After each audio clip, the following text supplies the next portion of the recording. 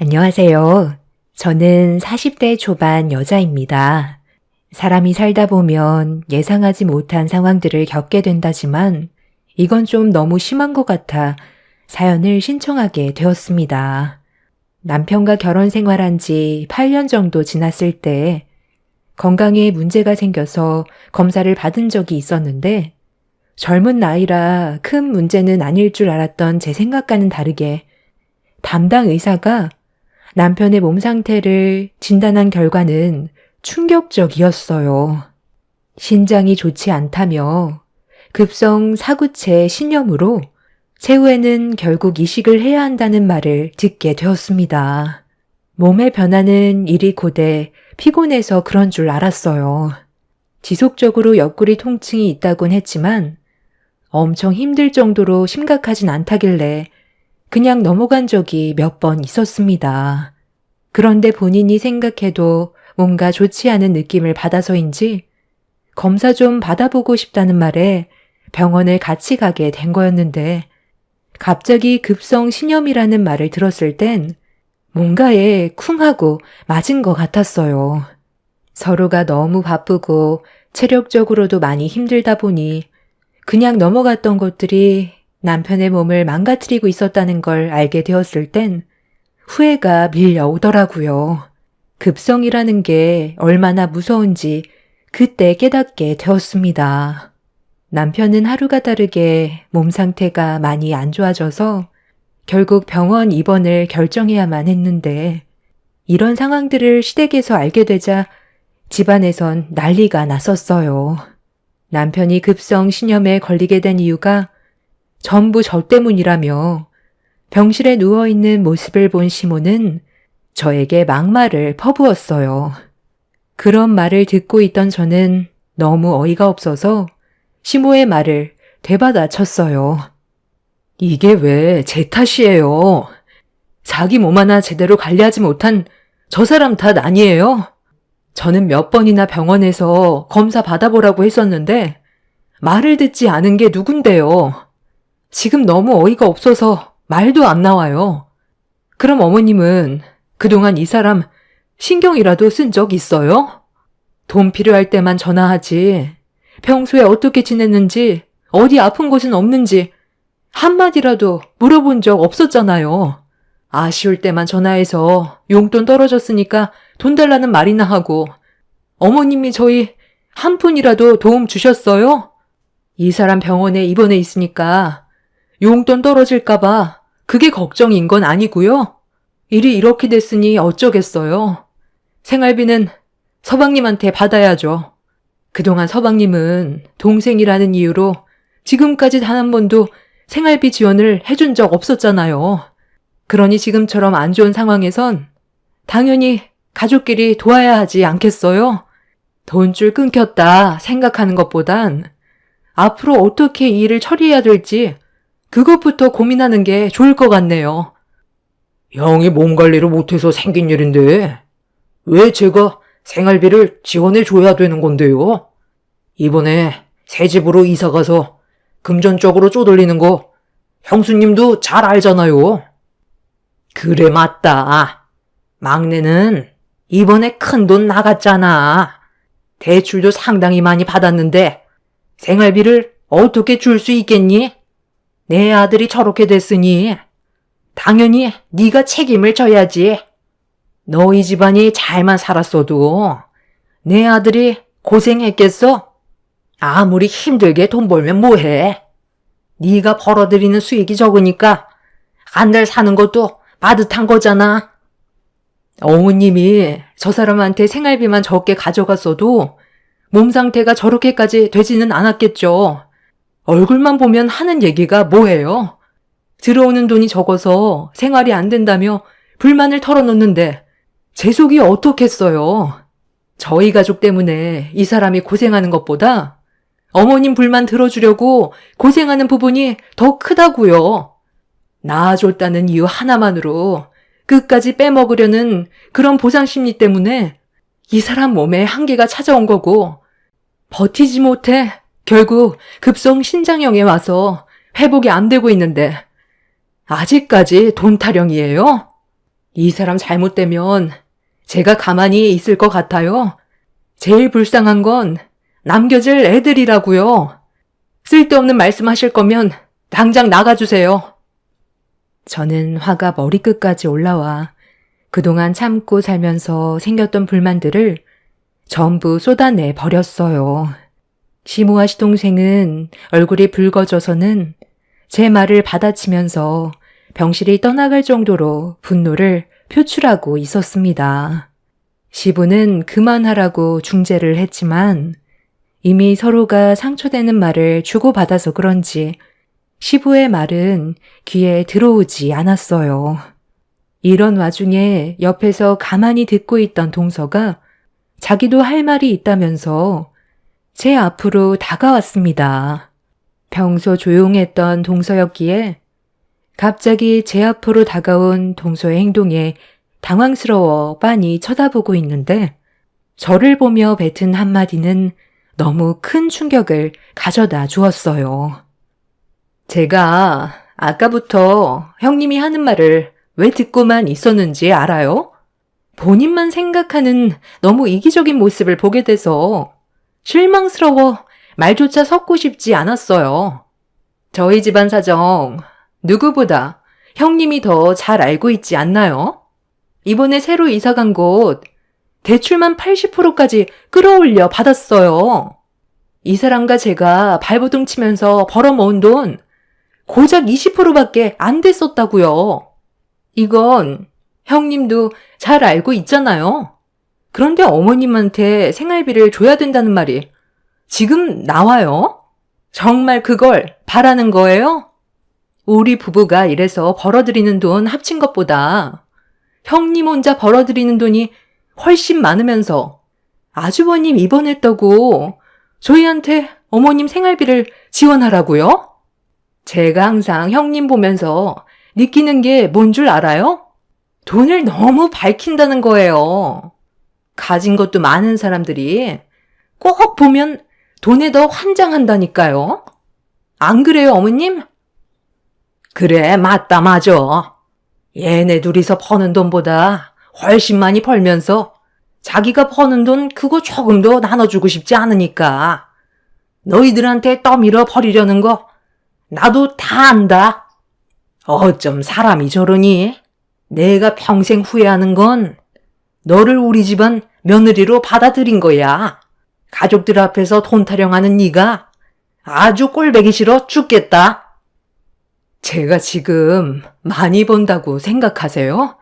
다들 뭔가 단단히 착각하고 있는 것 같은데 현재 운영하고 있는 쇼핑몰 사업이 경쟁률이 워낙 치열해서 제가 가지고 가는 순수익은 많이 없어요. 두 사람보다 많이 번다고 생각하겠지만 그건 매출이지 순수익은 아니거든요. 제가 실질적으로 가지고 가는 돈은 서방님 월급보다 적다고요.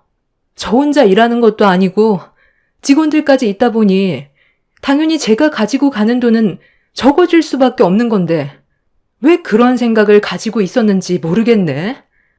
그래서 지금까지 얼굴만 마주보면 아무 말도 하지 않고 인상 쓰고 있었던 이유가 돈을 많이 벌고 있는 것 같은데 대출 받을 때나 금전적으로 도와달라고 요청했을 때 거절해서 그게 동서 마음을 불편하게 했었나 봐. 그렇다고 전반적인 생활에 대해 내가 전부 다 설명할 수는 없잖아. 아, 그만 떠들고 이제 그만 안정해야 되니까 이제 그만 나가요. 쇼핑몰 사업을 운영하고는 있지만 요즘 너무 경쟁률이 치열하다 보니 벌어들이는 수익이 그리 많지는 않았어요.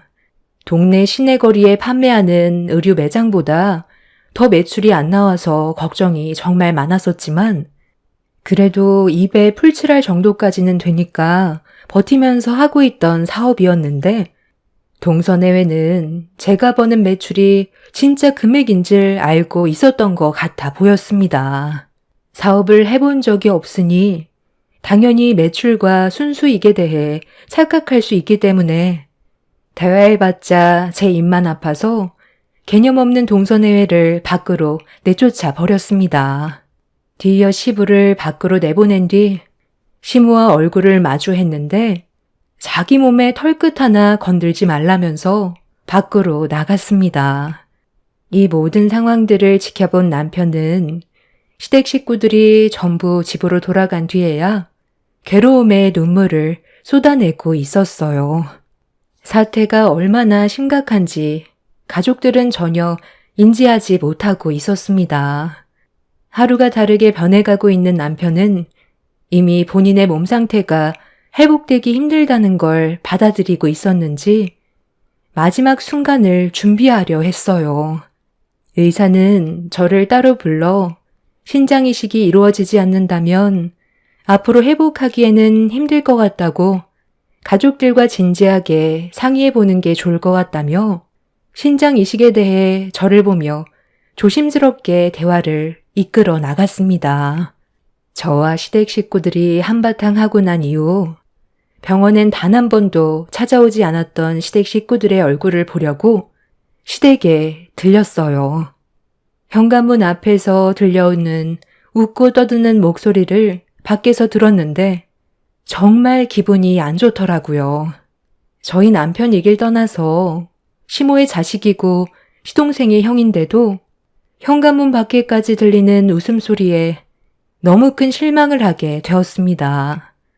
마음 같아선 그냥 돌아가고 싶었지만 앞으로 남편의 건강 문제에 대해 대화를 주고받으려 현관문을 두드렸어요. 제 목소리가 들리자 좀 전까지만 해도 웃고 떠들던 목소리는 언제 그랬냐는 듯 조용해졌고 계속해서 문을 두드리고 초인종까지 눌렀는데 밖으로 나온 사람은 아무도 없었습니다. 집 안에 있는 거 뻔히 알고 있는데 나오지 않으려 하길래 그냥 밖에서 한마디 했어요.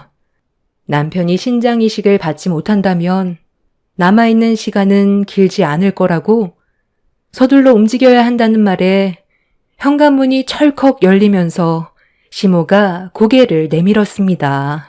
그리곤 들어와서 얘기하자며 집 안으로 저를 들여보내줬고 시댁으로 들어가자 동서내외와 시부모님이 상당히 비싸 보이는 음식들을 먹으면서 즐거운 시간을 보내고 있었습니다. 남편은 병원에서 생사를 오고 가는 갈림길에 서 있는데 시댁 식구들은 걱정도 안 됐는지 상당히 많은 배달 음식들을 시켜 먹으면서 밖에까지 웃음소리가 들릴 정도로 즐거운 대화를 이어나가고 있었다는 거에 기분은 상당히 안 좋았습니다. 한창 분위기 좋았는데 연락도 없이 여기는 어쩐 일이냐? 병실에서 우리 내쳤을 때 영 끊으려고 한 거 아니었어? 별로 대화하고 싶지도 않은데 용건이 뭐야? 그이가 지금 상당히 안 좋아요. 저번에 오셨을 때 어떤 상태인지 설명 들으셨잖아요.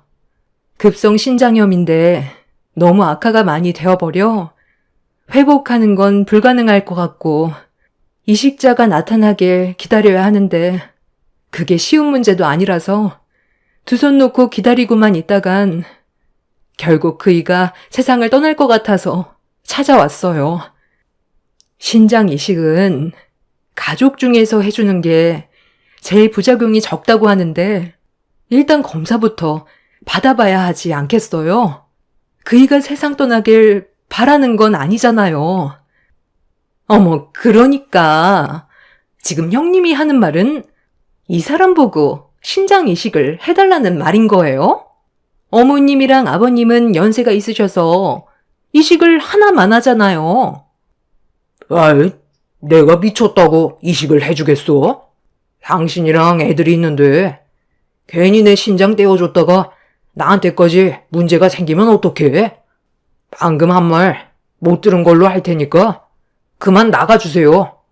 어차피 세상 떠나게 될 수밖에 없는 거면 그냥 현실을 받아들여요. 왜 멀쩡하게 잘 살고 있는 우리들한테까지 피해를 주려는 건데요? 가족이라면서요. 그이한테 도움받을 땐 뭐라고 했어요? 가족들끼리는 당연히 서로 도와줘야 한다고 돈 빌려갈 땐 언제고 막상 도움이 필요해서 손을 벌렸는데 조금의 고민도 하지 않고 매몰차게 뿌리쳐요? 정말 너무들 하네요. 그이가 이런 말을 들었다면 얼마나 마음 아파하겠어요?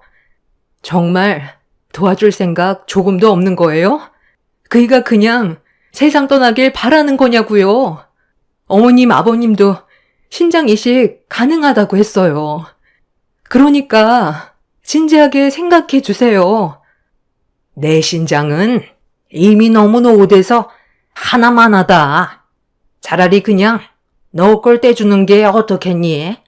가족 걸 해야 부작용이 많이 없다곤 하지만 너한테 달려있는 거 떼어줘도 그게 상관없다는 말이잖아. 그럼 그냥 네가 신장 이식 해줘라. 그게 제일 좋지 않겠어? 내 아들을 진심으로 사랑해서 결혼했으면 그 정도는 아무것도 아니잖아. 그러니까요. 본인 걸 떼어주면 되는 거지. 왜 남의 가정까지 무너뜨리려 하는지 몰라요. 어머님, 저희 먼저 돌아갈게요. 기분 잡쳐서 음식 넘어가지도 않겠어요. 이식도 마음에서 우러나야 하는 거지. 형이 나한테 뭘 얼마나 잘해줬다고 내 신체의 일부를 떼어달라고 해? 집 살 때 돈 좀 빌려달라고 하니까 쥐꼬리만큼 쥐어주고 내 인생에 실질적인 도움을 준 적은 단 한 번도 없었으면서 신장은 받고 싶대요? 있는 거 다 퍼줬어도 해줄까 말까인데 제가 미쳤어요? 이래서 주는 사람 마음 모른다고. 받는 사람 입장에선 서방님한테 줬던 그 돈이 얼마나 힘들게 벌어모은 돈인지 모르나 본데요.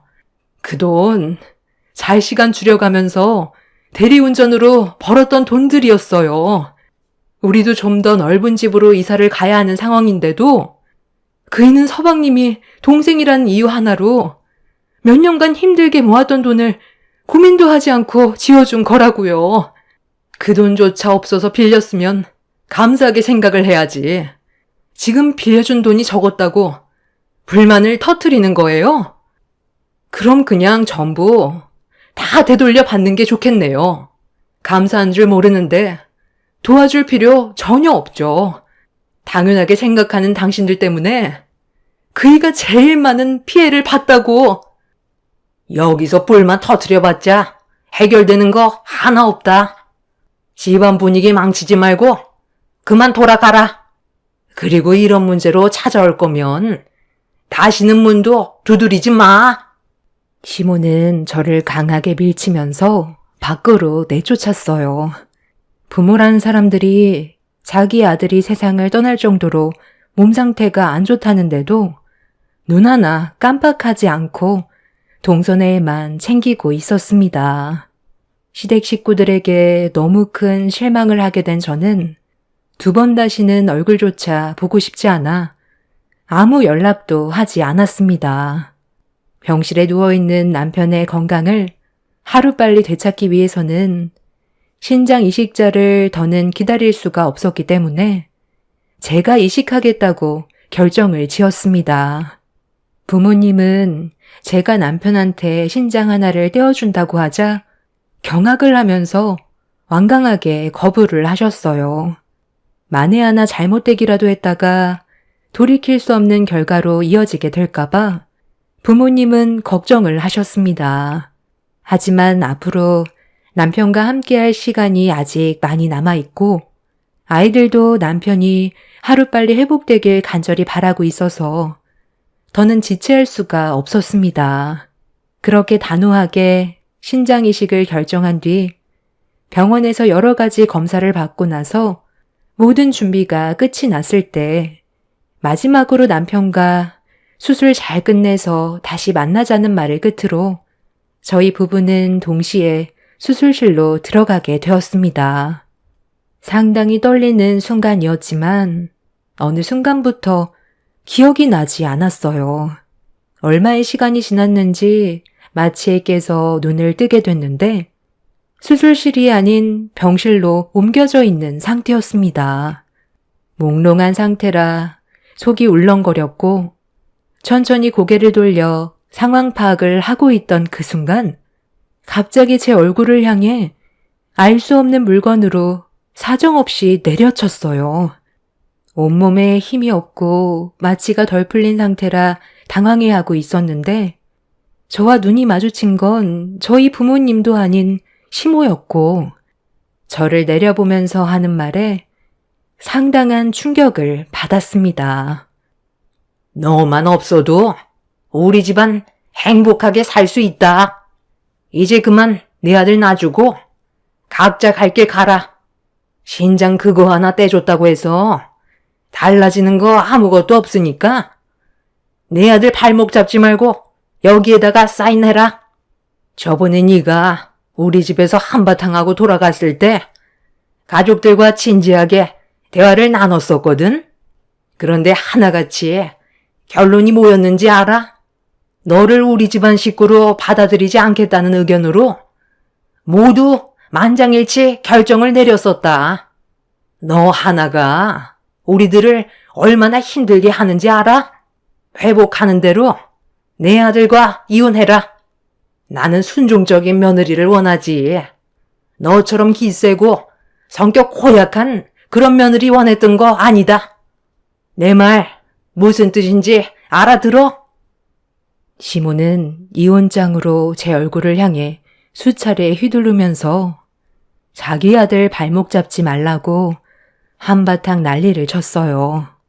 저는 마취가 덜 풀려 시모가 무슨 말을 하는지 전부 다 정확하게 듣지 못했지만 얼굴을 향해 서류를 휘두른 시모를 절대 용서하고 싶지 않았어요.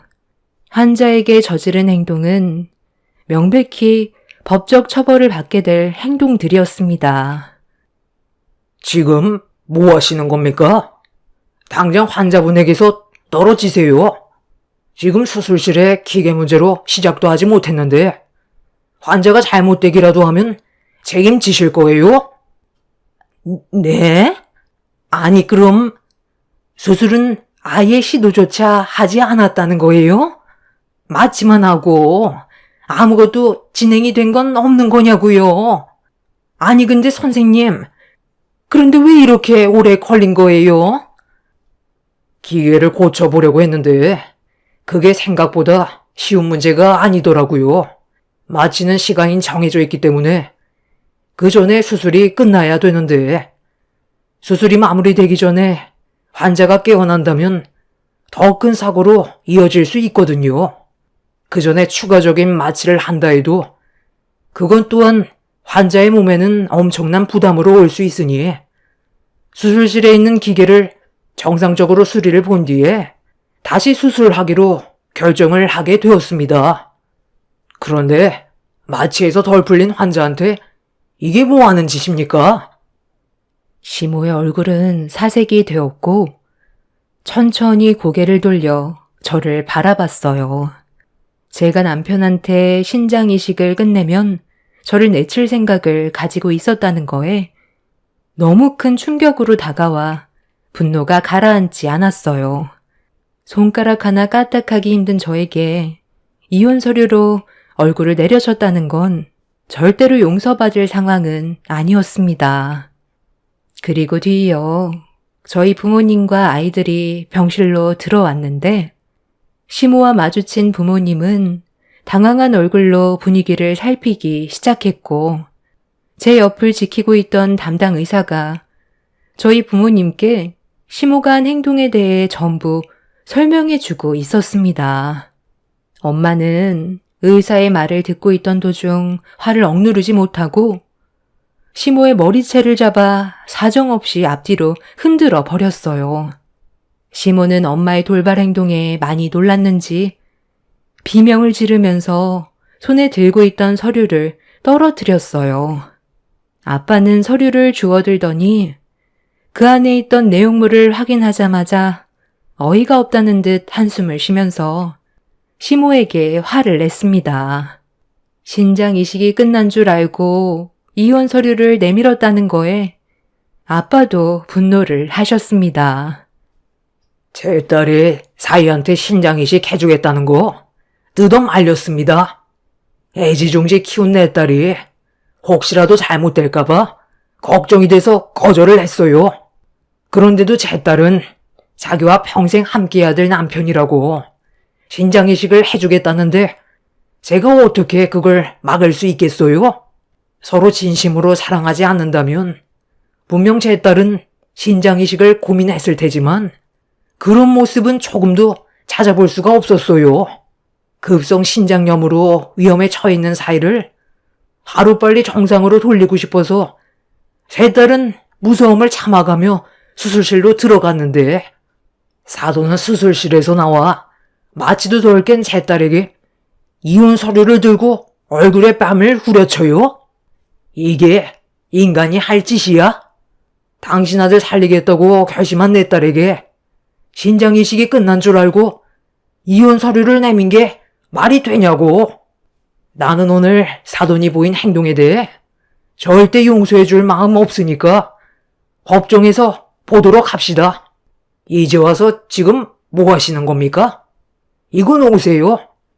이런다고 바뀌는 거 절대 없습니다. 저는 절대 이식 허락하지 않을 겁니다. 아유, 사돈어른, 죄송합니다. 제가 잠깐 정신이 나갔었나 봐요. 며느리가 얼마 전에 저희 집에 찾아왔었는데 그때 안 좋은 감정을 주고받아서 화가 좀 났었습니다. 시모는 뒤늦게 무릎 꿇고 용서를 구했지만 저희 부모님은 이미 너무 큰 상처를 받았던 터라 이 상황을 절대 좋게 넘어갈 생각은 없었습니다. 그런데 갑자기 밖에서 오열하는 목소리가 병실 안에까지 들려왔어요. 마취에서 거의 회복이 된 저는 몸을 천천히 일으켰는데 밖이 소란스러워지자 병실 밖을 살핀 엄마는 얼굴이 노랗게 돼선 떨리는 목소리로 입을 열었습니다. 동서가 밖에서 오열을 하고 있었고 시동생이 수술실로 급하게 들어가는 모습을 보게 된 거였죠. 이 말에 시모는 병실 문을 박차고 수술실로 급하게 달려갔어요. 시모가 동서에게 어떻게 된 거냐고 물어보는 목소리는 병실에까지 들려왔고 저는 부모님의 부축을 받아 동서가 있는 곳으로 향했습니다. 동서는 눈물을 쏟아내면서 어떻게 된 상황인지 설명을 해줬어요. 말을 제대로 이어나가지 못하는 동서의 말을 듣던 시모는 결국 실신을 하게 되었습니다. 동서와 시동생이 영화를 보러 가기 위해 횡단보도 앞에서 신호를 대기하고 있다가 신호등이 바뀌면서 동서네가 횡단보도를 건너는 순간 우측에서 오는 차량이 동서네를 못 보고 그대로 돌진하게 되면서 부딪히게 되는 충격적인 사고가 생기게 된 거였어요. 시동생이 뒤늦게 돌진하는 차량을 발견하면서 동서를 밀쳤지만 시동생은 피하지 못하고 그대로 차량에 부딪히게 되었고 그 사고로 머리를 크게 다쳐 수술실로 들어가게 된 거였습니다. 하루아침에 생과 사의 갈림길에 서 있는 시동생이 수술실에서 나오길 모두가 한참 동안 기다리고 있었는데 오랜 수술 끝에 나온 의사는 결국 시동생이 하루를 넘길 수 없을 것 같다면서 고개를 저었고 그 말을 듣게 된 동서와 시모는 땅을 치며 오열을 했어요. 시모는 두 아들을 잃게 되는 상황을 맞닥뜨리게 된 거였습니다. 뒤늦게 병원으로 달려온 시부도 충격을 많이 받았는지 괴로워하면서 시모와 진지한 대화를 이어나갔어요. 시동생은 어차피 가망이 없으면 시동생의 신장을 남편한테 이식을 시켜주는 게 어떻겠냐는 말을 꺼내게 되었죠. 시모는 어떻게 그럴 수 있냐고 절대 안 된다면서 괴로워했지만 옆에서 시부의 말을 듣고 있던 의사는 하루를 넘기긴 힘들 거라며 시동생의 숨이 끊어짐과 동시에 신장이식을 진행하는 게 남편한테도 좋을 거라고 옳은 선택을 하길 원했어요.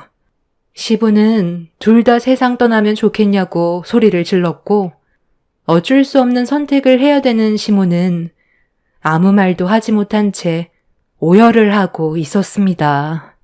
결국 시부의 말대로 시동생의 신장은 남편이 받게 되었고 이런 현실을 받아들이기 힘들었던 동서도 괴로움에 눈물을 쏟아내었습니다. 그렇게 시동생은 의사의 말대로 오래 버티지 못하고 세상을 떠나게 되었고 시동생의 신장은 남편한테 옮겨지게 되었어요. 수술은 성공적으로 끝나면서 회복 속도도 좋아 큰 부작용 없이 자리를 잡았어요. 현재 통원 치료 받으면서 몸을 회복시키고 있습니다. 저희 부모님은 시모가 겪은 아픔 충분히 인지하고는 있지만 저에게 했던 행동에 대해서는 또 다른 일이기 때문에 법적으로 소송을 제기한 상태입니다. 시부도 시모가 저에게 했던 잘못에 대해 충분히 사과를 했었고 동서도 저에게 막말했던 부분에 대해 용서를 구했어요. 한 사람이 세상을 떠나고 한 사람은 다시 이 세상을 살게 되었습니다. 저도 최대한 좋게 넘어가는 게 좋을 것 같아 시모와 저와의 관계를 심각하게 만들지 않고 최대한 좋게 넘어갈 생각입니다. 사람이 살다 보면 예상하지 못한 일들이 펼쳐진다고 하지만 최근에 제가 겪었던 일들은 너무 충격적이라 사연을 신청하게 되었습니다. 지금 현재 시모는 시동생이 떠난 충격에 조용히 지내고 계시긴 하지만 또다시 본성이 드러날 때가 올 거라는 거 저는 알고 있어요. 그래서 남편의 건강이 완전히 회복이 되는 대로 다른 지역으로 이사 가서 조용히 살아갈 생각입니다. 하나 마음에 걸리는 건 동서가 저에겐 막말을 퍼부었어도 시동생의 신장을 남편이 받았기 때문에 금전적으로 도움을 주는 게 맞는 것 같아 이 점에 대해 고민을 하고 있어요. 혼자서 아이들을 키우는데 많은 어려움이 있을 거라고 생각합니다. 저희 남편도 그렇게 하길 원하고 있어요. 최대한 좋게 마무리 짓는 게 서로를 위한 길이겠죠. 제 사연을 들어주신 분들의 가족은 언제나 서로를 위하고 화목하게 지냈으면 좋겠어요. 왜 가족인지 그걸 항상 먼저 생각하시길 바랍니다. 감사합니다. 안녕하세요. 저는 올해 나이 60에 접어든 한 집안의 엄마입니다. 불과 몇 달 전에 일어난 일이고 생각하면 생각할수록 너무 황당해서 제 감정이 잘 추스러지지가 않네요.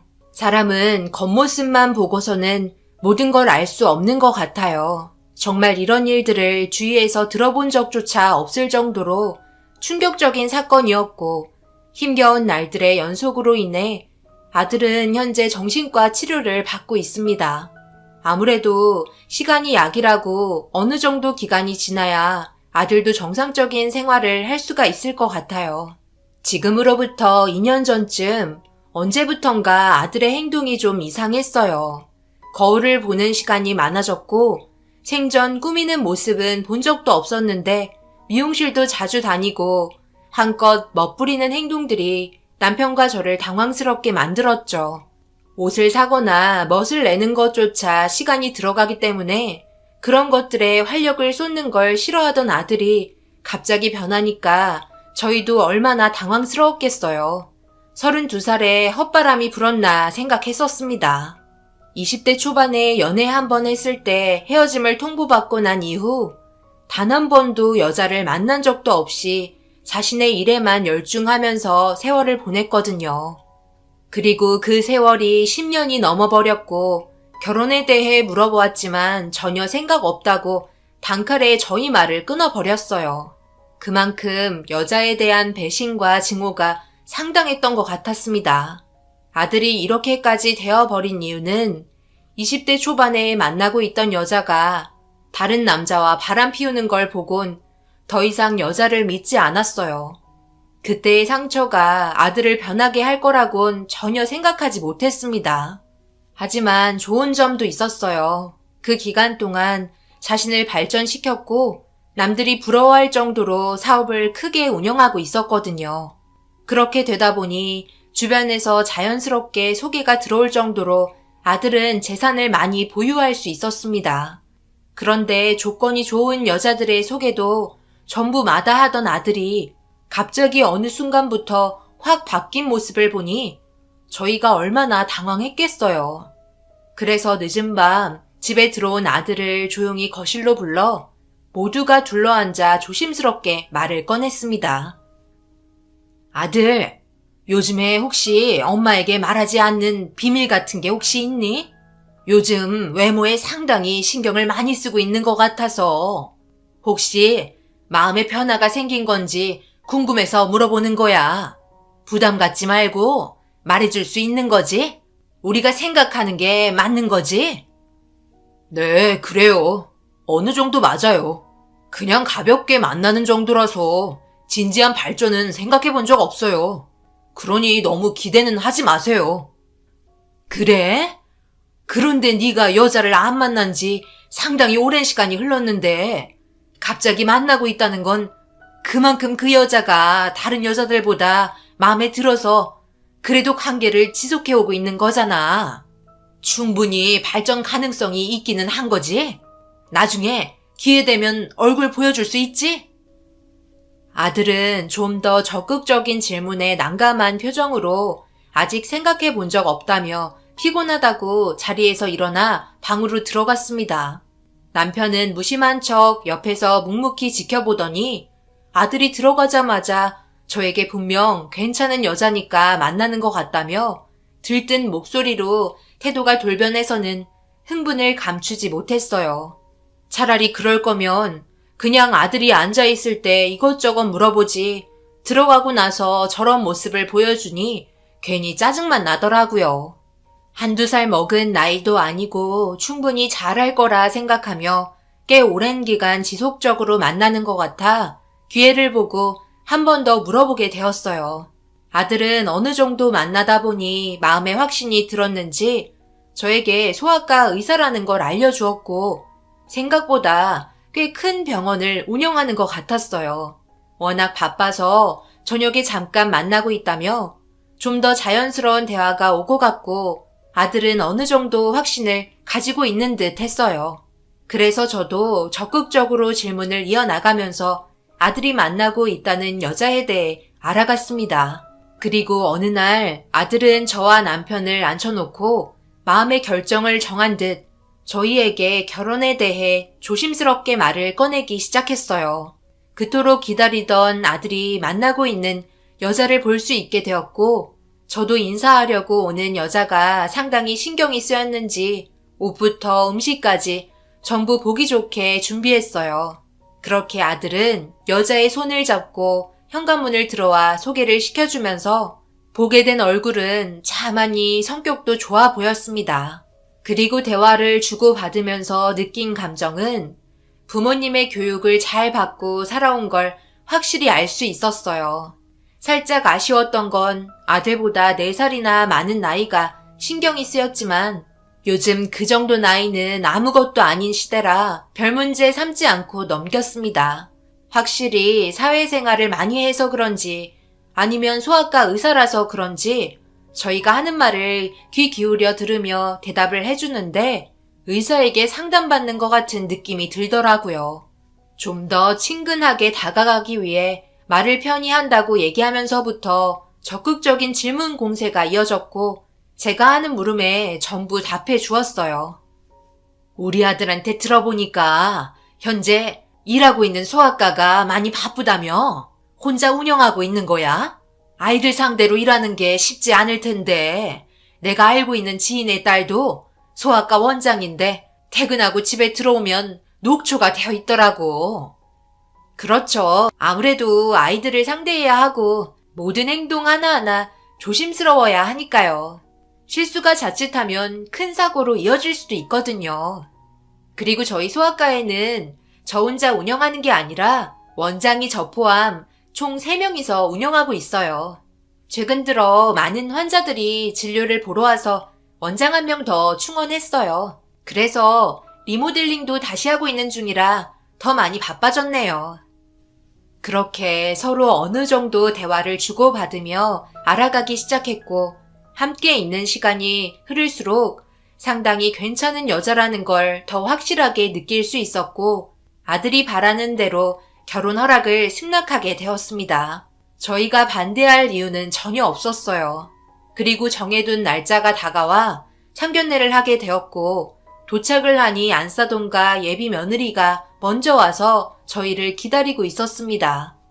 사돈 어른은 예전에 사고로 세상을 떠났다는 걸 듣게 되었고 혼자서 예비 며느리를 위해 뒷바라지 해준 걸 알게 되었었죠. 고생을 많이 했다는 걸 확실히 알 수 있었던 건 손에 굳은 살이 상당히 많이 박혀 있었어요. 온화한 표정에서 느껴지는 분위기는 확실히 안사돈의 모습을 며느리가 쏙 빼닮았었고 그렇게 상견례는 아무런 문제 없이 끝이 날 수 있었어요. 결혼식 날짜도 조만간 정해야 했어요. 나이가 있는 만큼 최대한 빠르게 결혼식을 치러야만 했습니다. 저희도 서두르길 원했지만 예비 며느리와 안사돈도 결혼식을 빠르면 빠를수록 좋을 것 같다는 의견에 동의했었고 앞으로 둘의 인생이 행복만 가득했으면 좋겠다는 생각과 함께 결혼식 날짜까지 전부 정하게 되었어요. 아들과 예비 며느리는 각자 할 일을 하면서 결혼식 준비까지 해야 되니 꽤 많이 힘들 것 같아 걱정이 되었지만 얼굴 표정은 상당히 밝아 보였습니다. 그렇게 별 문제 없이 진행이 되고 있을 때 아들에게 전화가 왔어요. 어머니, 이따가 시간 돼요? 어머니 며느리가 운영하는 소아과 궁금해 하셨잖아요. 그래서 이따가 저녁도 같이 먹을 겸 퇴근 시간 맞춰서 가려고 하는데 생각 있으면 나오시고요. 아버지한테 전화해보니까 친구분들 만나고 계신다면서요? 응, 일적인 문제로 나가신다고 했는데 나만 가면 되지. 굳이 너희 아빠까지 갈 필요 있겠니? 그럼 이따 보도록 하자. 그래도 며느리가 일하고 있는 병원이 어떻게 생겼는지 궁금하기도 해서 아들에게 얘기했었는데 며느리에게 전달이 되었는지 일정을 잡아 초대해 주었어요. 그렇게 며느리가 일을 하고 있는 곳에 처음으로 들어가게 되었고 한창 리모델링 중이어서 좀 어수선하긴 했지만 꽤 큰 소아과였고 의사인 며느리를 두었다는 게 너무나 자랑스러웠습니다. 그렇게 두리번거리며 며느리가 일을 하고 있는 진료실에 들어가 보았어요. 처음으로 이런 곳을 여유롭게 구경하다 보니 기분이 이상하더라고요. 진료 모니터 옆에는 우리 아들과 함께 찍은 사진이 놓여 있었고 여러 가지 경력이 담겨 있는 액자가 눈에 띄었습니다. 며느리의 이름과 어디 대학을 나왔는지 쭉 적혀 있었어요. 이리저리 돌아다니며 구경을 끝내고 배고프다는 아들의 말에 병원 문을 닫고 저희는 아들이 예약한 곳에서 맛있게 식사를 하며 이런저런 대화를 하기 시작했어요. 그렇게 한참 동안 함께 시간을 보내고 둘만의 대화가 필요할 것 같아 눈치 보고 먼저 일어났어요. 아들은 같이 들어가자고 했으나 둘이 못한 얘기마저 끝내고 들어오라고 얘기한 후 먼저 집에 들어왔습니다. 남편은 벌써 집에 들어와 있었고 며느리가 일하는 곳이 궁금했는지 물어보기 시작했어요. 보고 느낀 그대로 얘기해주곤 피곤해서 먼저 자리에 누웠습니다. 예비 며느리가 자랑스러웠어요. 부유한 집안도 아닌데 저렇게 잘 자라온 걸 보니 자랑스러웠고 앞으로 딸처럼 잘 대해주고 싶었어요. 그렇게 결혼식 날짜는 점점 다가왔고 어느새 일주일 정도만 남은 상태였습니다. 지인분들이 의사 며느리 얻었다고 부러워하니 저도 모르게 어깨가 으쓱해지더라고요. 자기 손자들도 나중에 며느리가 일하는 곳에 가서 진료를 받아야겠다며 좀 더 신경 써주지 않겠냐고 며느리 덕을 보려 하고 있었어요. 주말이고 전화해서 얼굴 좀 보려고 했지만 결혼식이 며칠 남지 않아서 이것저것 준비를 해야 할 게 많아 보여 전화를 받지 않았어요. 아들에게 전화해보니 얼굴 보려 했지만 그날만큼은 쉬고 싶다며 많이 피곤해 보여서 만나지 않았다는 말을 듣게 되었습니다. 결혼식에 대한 스트레스가 상당히 많았는지 그동안 쌓인 피로를 풀려고 하는 것 같았고, 푹 쉬고 시간 되면 연락하라고 문자 한 통 남겨두고 지인분들과 목욕탕으로 향했습니다. 저는 한 달에 한 번은 지인분들과 모여서 목욕탕을 가는데요. 결혼식도 다가오고 몸도 좀 풀 겸 탕에 들어가고 싶어 지인분들과 함께 자주 다니던 목욕탕을 찾았습니다. 한참 동안 목욕탕에서 몸을 풀고 집에 들어가려고 아직 탕에서 안 나온 지인분들 기다리며 옷을 갈아입고 출출하기도 해서 맥반석 계란에 식기 주문해서 먹고 있는데 소란스러울 정도로 뛰어다니는 아이들의 목소리가 들렸고 모자를 푹 눌러 쓴 여자가 엄마인지 아이들에게 조용히 하라고 손짓을 하며 목욕시키려 준비를 하고 있었고 아이들은 쌍둥이인지 둘 다 똑같이 생겼더라고요. 그런데 그 순간 아이들이 제가 먹고 있는 식혜와 계란을 보더니 자기들도 먹고 싶다며 배고프다고 칭얼거리기 시작했고 저는 살짝 당황스러워 아이 엄마가 난감해 할까봐 몸을 살짝 돌렸어요. 그런데 엄마를 엄마라고 부르는 게 당연한데 자기를 엄마라고 불렀다며 아이들한테 뭐라고 하기 시작하더라고요. 듣고 있던 도중 말이 좀 심한 것 같아 그곳을 다시 바라봤는데 그 순간 엄청난 광경을 목격하고 말았습니다. 아이들을 데려온 엄마가 푹 눌러쓴 모자를 벗자마자 헝클어진 머리를 풀며 고개를 들었는데 저도 모르게 고개를 돌리게 되었고 충격적이게도 곧 저희 아들과 결혼할 예비 며느리였습니다. 예비 며느리를 보며 엄마라고 떼를 쓰고 있는 쌍둥이 아이들을 야단치고 있었어요.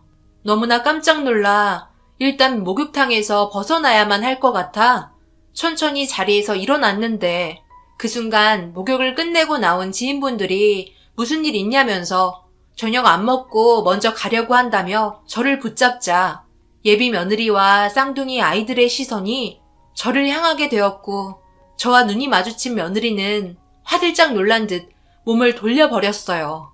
그런데 아이들이 계속해서 며느리를 보며 배고프다고 난리를 치기 시작하자 상황은 점점 안 좋아지기 시작했어요.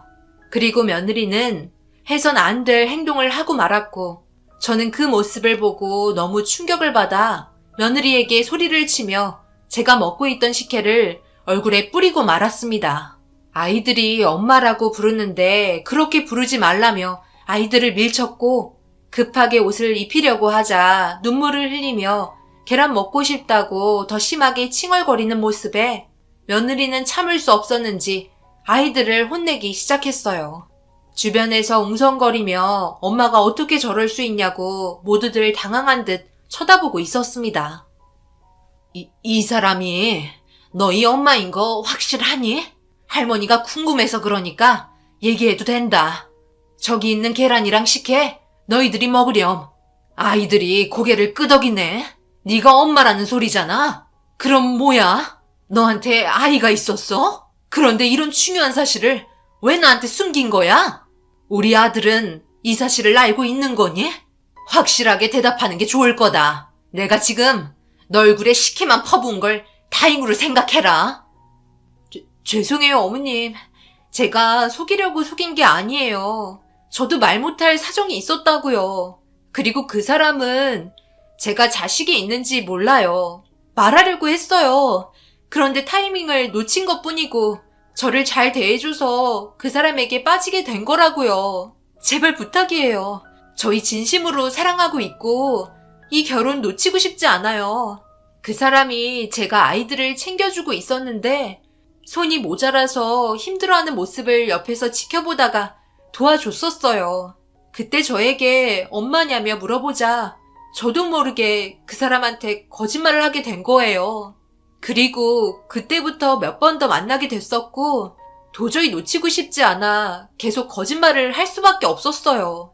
정말 죄송합니다. 뭐라고? 이게 지금 죄송하다고 얘기하면 끝날 문제인 것 같아? 너 쌍둥이 아이라서 자연분만이 아닌 수술했잖아. 배에 수술 자국까지 있는데 이 사실 우리 아들이 알면 어떻게 생각하겠어? 너 정말 우리 아들 인생 망치려고 작정했구나. 아니에요. 그냥 종양이 있어서 수술한 자국이라고 얘기하려고 했어요. 나중에 결혼하고 솔직히 다 말하려 했어요.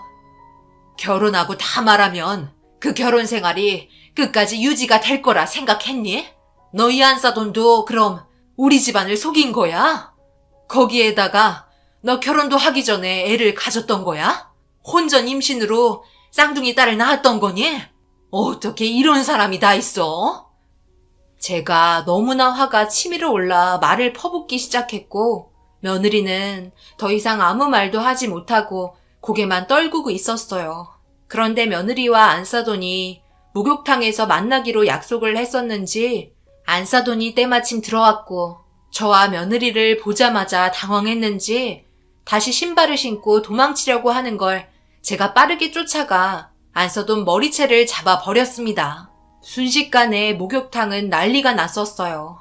그리고 이런 사실을 지인분들이 모두 지켜보고 있었고 계란과 식혜를 먹고 있던 아이들은 할머니 왔다며 좋다고 둘 다 안아달라며 안사돈을 보고 보채고 있었습니다. 너무나 큰 충격을 받아 그 자리에서 털썩 주저앉아 버렸어요. 어떻게 이런 말도 안 되는 계획을 꾸미고 있었는지 너무나 화가 치밀어 올랐고 절대 용서할 수 없었습니다. 하지만 이 문제를 아들에게 말을 꺼내야 한다는 것 자체가 너무나 힘이 들었고 과거의 아픔을 또 겪어야 하는 상황이라 이번 일로 인해 두 번 다시 결혼은 하지 않을 것 같아 숨이 차오르기 시작했고 시야가 어두워질 만큼 어지러웠어요. 며느리는 저에게 무릎을 꿇고 용서를 구하며 저희 아들을 사랑한다고 제발 결혼하게 해달라며 애원하고 있었어요. 눈물을 흘리는 모습을 보니 진심으로 사랑하고 있는 것 같았습니다. 하지만 저희 모두를 속이고 계획해서 접근했다는 걸 벌써 알았기 때문에 거짓말을 용서해 줄 수는 없었어요. 며느리가 제 팔을 붙잡고 오열을 하며 자신의 잘못을 빌었지만 저는 그 팔을 뿌리쳐야만 했습니다. 그렇게 그 자리에서 비틀거리며 일어나 정리가 되지 않는 머릿속을 진정시키기 위해 조만간 다시 연락할 테니 집에서 쥐 죽은 듯이 기다리라며 목욕탕에서 나왔습니다.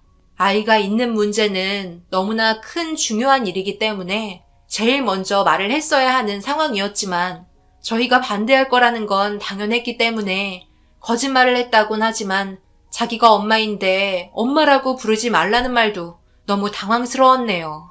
저런 엄마 밑에서 자라고 있는 아이들이 너무나 불쌍했어요. 밖에서는 엄마라고 부르지 말라는 게 여러분들은 말이 된다고 생각하시나요?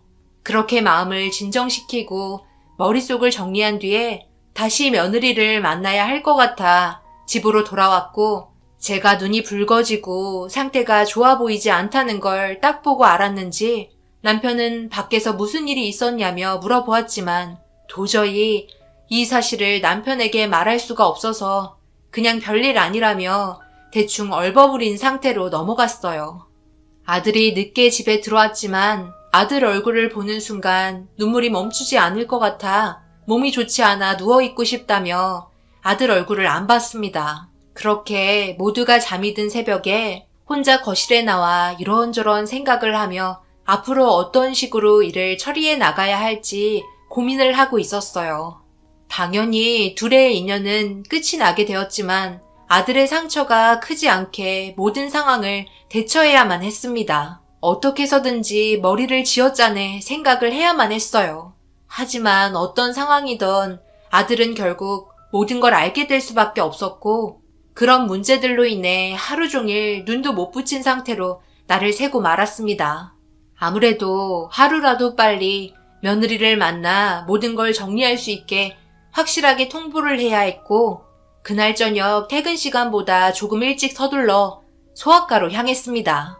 괜히 아들과 또 만나려고 계획이라도 할 것 같아 걱정이 되었고 제가 먼저 선수쳐서 며느리를 만나 정리를 해야 했어요. 그렇게 소아과 문을 열고 들어갔는데 앞에 간호사들이 저를 보며 어떻게 왔는지 물어보았고 저는 며느리의 이름을 대며 일을 하고 있는 진료실을 손으로 가리켰어요. 환자가 없으면 들어가도 되냐고 물어봤는데 데스크에서 저를 이상한 눈빛으로 간호사들이 쳐다봤고 당황스러운 듯 꺼낸 말은 엄청난 충격을 다시 한번 제 뒤통수를 치고 말았습니다. 뭔가 잘못 알고 계신 것 같은데요. 어머님이 얘기하신 그분은 의사가 아니라 저희 소아과에서 일하는 간호사예요. 아, 저기 들어오네요. 이쌤, 어머님 오신 것 같은데 뭔가 잘못 알고 계신 것 같아. 이쌤을 의사로 착각하고 계시더라고. 어머님, 갑자기 말도 없이 이렇게 찾아오시면 어떡해요. 제가 무슨 볼 일이 있으면 무조건 연락하고 오라고 하셨잖아요. 그러니까 무조건 연락하고 오라고 했던 게 이런 거였어? 네가 의사인 것처럼 꾸미고 계획하려고 준비해야 하니까? 그럼 저기 안에 있던 너 이름 적혀 있던 건 전부 뭐야? 그런 것들 전부 가짜였던 거야? 정말 어이가 없네. 너 아주 우리 집안을 가지고 놀려고 작정했구나. 이런 거짓말들 전부 밝혀질 거라고는 생각 못했니? 언제까지 이런 상황들을 숨기려 했던 거야? 그래서 우리 아들이 퇴근 시간 때만 얼굴 볼 수 있다고 얘기한 거였어. 모든 걸 철저하게 숨기려고 했었기 때문에. 그게 무슨 말이죠? 그러니까 이 쌤이 지금 의사인 척 그동안 연기를 하고 있었다는 말이에요? 그래서 항상 문단속을 자기가 하겠다며 자처한 거였어요. 뒷정리도 항상 대신해 준 거였고요. 언젠가부터 갑자기 자기가 정리하고 나가겠다고 하더니 모든 걸 계획하고 꾸민 일이었구나. 이런 문제는 그냥 넘어갈 수 없는 상황 아니에요? 원장님, 여기 큰일이 생겼어요. 나와보셔야겠어요. 그리곤 며느리가 진료를 보고 있다고 얘기했던 그곳에서 걸어 나온 원장이 진짜 소아과 원장이었고, 이 사실이 밝혀지는 순간 소아과에 있던 CCTV를 확인해야만 했습니다. 그리고 충격적이게도 저와 만나는 시간에 며느리는 환복하는 곳에서 상자 하나를 들고 나오더니 그 상자 안에서 의사 가운과 액자 몇 개, 그리고 이름표 몇 개를 들고 원장실에 들어가 그곳에서 원래 일을 하던 의사의 흔적을 전부 지우고 있었어요. 그렇게 모든 걸 자기 것 마냥 꾸며놓고 저희를 맞이했던 거고, 저희는 결국 며느리의 계획에 전부 속고 말았어요. 이런 반복된 생활을 며느리는 계속해서 거짓으로 꾸미며 생활을 하고 있었고, 아들과 저는 그냥 당하기만 하고 있었네요. CCTV 안에 있던 증거물을 보니 너무나 충격적이고 소름이 돋았습니다. 이건 분명 범죄 행위였고, 만약 이런 사실을 모르는 상태에서 결혼을 하게 됐다면 이것보다 더 충격적인 결말이 오게 되었을지도 모른다는 생각에 그 자리에서 비틀거리기 시작했고, 제가 쓰러지려고 하자 간호사분들이 저를 부축해 주었어요. 며느리는 결국 경찰에게 연행이 되었고 사기죄로 고소를 당하게 되었습니다. 의사인 것까지 거짓말을 하게 될 거라고 생각도 못한 상태였기 때문에 제가 손을 쓸 수 없었어요. 그대로 아들의 귀에 들어가게 되었고 모든 사실이 밝혀지고 말았습니다. 너무나 큰 충격에 아들은 아무 말도 하지 못하고 그 여자를 바라만 보고 있었어요. 그리고 그 여자는 무릎을 꿇으며 충격적인 말을 꺼냈습니다. 당신의 관심이 내 심장을 다시 뛰게 만들었고 나는 그런 당신을 절대 놓치고 싶지 않았어. 상황이 이렇게 되어버렸지만 이 모든 행동들은 전부 당신을 사랑해서 한 행동이었다고. 내 말 제발 믿어줘. 우리 행복하게 살 수 있어. 내가 정말 잘할게. 날 떠나지 마. 우리 그동안 함께 있던 세월을 생각해보라고. 행복했잖아. 앞으로 우리는 충분히 좋아질 수 있을 거라고. 그만하지 못해? 지금 우리 아들 넋나간 거 안 보이니? 네가 한 거짓말이 전부 밝혀지면서 얼마나 많은 충격을 받았는지 알아? 네가 한 행동 전부 모두 잘못되었고 그건 사랑이라고 할 수 없어. 너는 그저 우리 아들을 소유하고 싶었을 뿐이라고. 아들은 괴로웠는지 그 자리에서 비명을 지르며 머리를 쥐어뜯고 있었습니다. 10년이 넘는 기간 동안 수많은 여자들이 접근해도 열지 않던 마음을 열게 한 여자가 온갖 거짓투성의 여자였고 거기에 더해 쌍둥이 딸들까지 있었다니 받아들이기 힘든 결과에 상당한 충격을 받게 되었어요. 그런데 여기에서 더 큰 충격인 건 세상을 떠났다고 했던 그 애비는 허리를 크게 다쳐 집에서 누워만 있는 신세였어요. 그래서 저희 아들이 인사를 드리러 갔을 때 밖에서 만난 거였어요. 진실된 건 단 하나도 없었습니다. 이런 문제로 결국 그 사람들에게 모든 위자료와 정신적인 손해배상 청구 소송을 진행하면서 다니던 병원에서까지 소송건이 겹쳐 그 집안은 나락으로 떨어지고 말았습니다. 아들은 쌍둥이 아이들을 봐서 구속은 시키지 않겠다며 합의하고 마무리 지었고 병원에서도 저희와 같은 입장으로 처리를 한 것 같았어요. 너무나 당황스럽고 믿을 수 없는 결과에 아들은 아직까지 정신과 치료를 받으며 힘겨운 날들을 보내고 있습니다. 일도 손에 잡히지 않는지 최근 들어 사업 실적도 좋지 않아요. 모든 걸 먼저 계획하고 속이려고 작정했었기 때문에 저희는 그냥 눈 뜨고 코 베이고 말았네요. 주변 분들은 이사를 가는 게 좋을 것 같다고 조언해주고 있어요. 그런 사람은 어떤 식으로 복수를 하게 될지 모른다며 제정신이 아닌 집안이라고 저희가 위험에 처하게 될까봐 걱정을 하고 있습니다. 그래서 현재 이사를 하기 위해 알아보고 있는 중이에요. 더러워서 피하는 것뿐이고 더 큰 피해를 막기 위해 결정하게 되었네요. 저와 같이 비슷한 경험을 하신 분들이 있으실지 모르겠지만 이 세상이 점점 이상하게 돌아가는 것 같아 마음이 아프네요. 시간이 지나면 우리 아들이 다시 정상으로 돌아올까요? 너무 힘들어하는 모습을 보니 제 마음이 다 아픕니다. 언젠가 좋은 일들이 다시 찾아왔으면 좋겠어요. 제 사연 들어주신 분들, 사람을 만날 때 항상 조심하시고 모든 걸 믿지 마세요. 그 속에는 분명 다른 무언가를 숨기고 있을지도 모르니까요. 사람은 가족이 아니면 절대 믿으면 안 되나 봅니다. 모든 분들 건강 조심하시고 감사합니다. 안녕하세요. 50대 여성입니다. 항상 제 자신한테 왜 이런 일이 일어날까 하고 제 자신을 미워하고 자책하고 살았네요. 그러다 문득 이곳의 사연들을 접하고 제 이야기도 한번 들려드리면 어떨까 싶어 용기 내어 글을 씁니다. 전 여느 평범한 주부들과 마찬가지로 그때 그 시절 이른 나이에 남편을 만났어요. 친정 형제들도 많은 데다 그 집안의 막둥이로 태어나 엄마는 이미 노모이시고 아버지는 일찍 돌아가셨어요. 그렇게 저는 큰언니네 며칠, 작은오빠네 며칠 이렇게 엄마와 함께 돌아다니는 생활을 하고 살았네요. 친정을 원망한 적은 없지만 어린 나이에 안락한 집이 없다는 스트레스가 어마어마했죠. 그렇게 큰언니네 작은오빠네를 전전하고 살면서 성인이 되었어요. 그리고 만난 게 남편입니다. 하루빨리 집 없는 서름에서 벗어나고 싶었어요. 이 남자면 평생을 믿을 만할 수 있겠지라는 생각으로 결혼을 하게 되었습니다.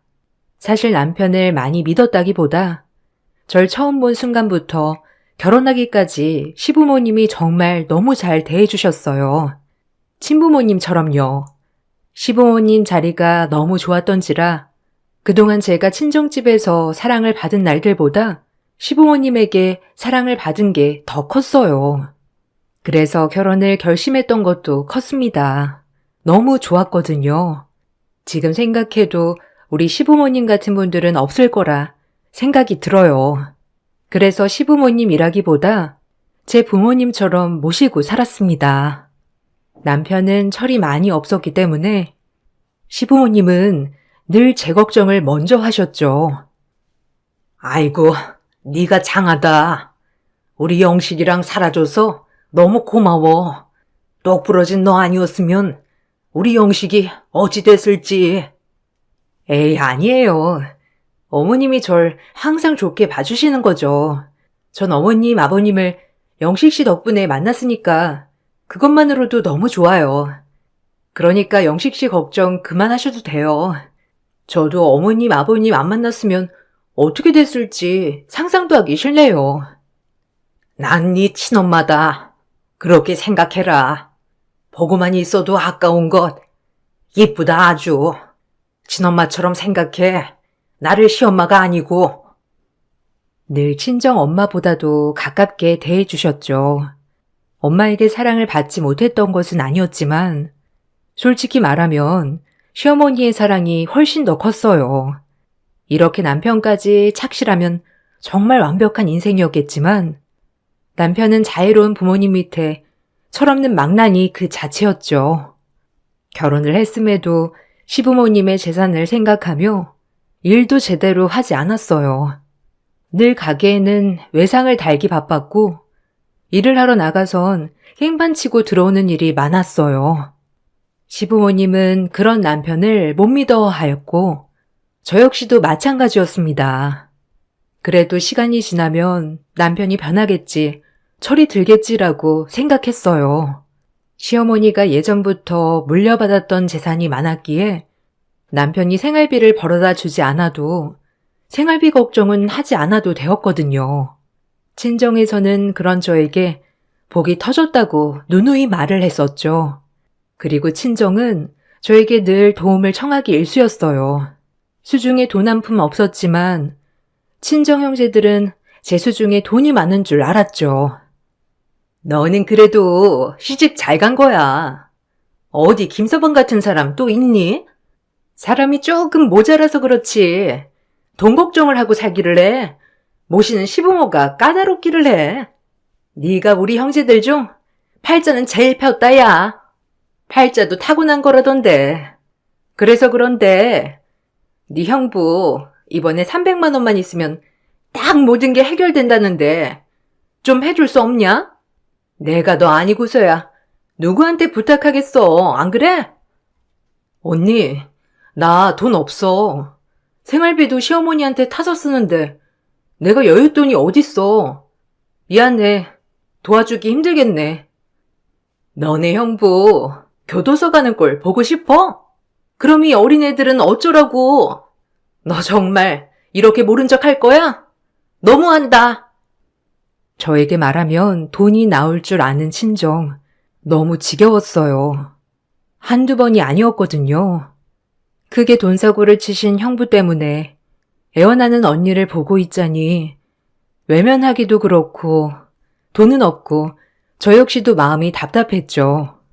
이런 얘기를 신랑한테 의논하자니 남편은 정말 믿을 만한 구석이라곤 없는 남자였고요. 그저 사고만 안 치면 다행이었죠. 하지만 남편이었기에 얘기했어요. 둘째 언니가 급하게 300만 원만 꺼달라고 하는데 혹시 여윳돈 좀 있어? 형부가 큰 사고 치셨나 봐. 자기 돈 없지? 내가 돈이 어딨냐?